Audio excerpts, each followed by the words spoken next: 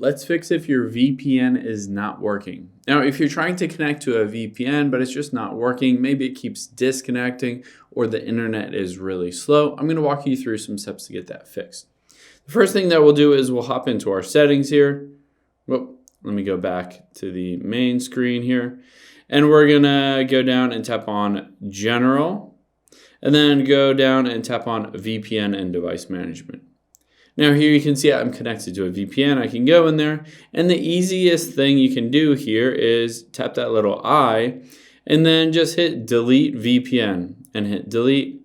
By just deleting that VPN, we'll go back into the app and reinstall, reconfigure that VPN client on our iPhone, and a lot of times this fixes any kind of issues. So we'll just open up the app again.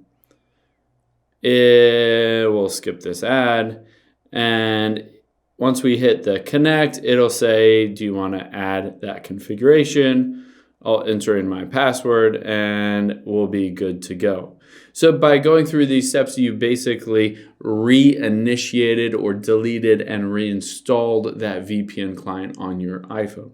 Now keep in mind, there are a couple of other things that could be causing issues on that VPN. One is you need a good and stable internet connection, and that VPN server also needs to be up and running, basically performing well.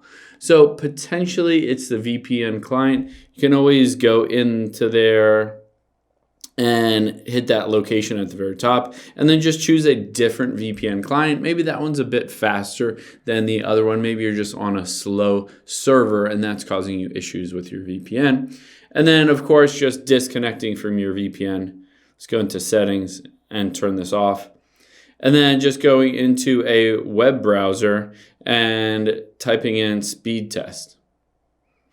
So we'll want to make sure that you have a good and fast internet connection, and then that server, the VPN client, also has a good internet connection. And if both of those things are the case, you should have no problems with your VPN connecting to it and then easily connecting to any other websites.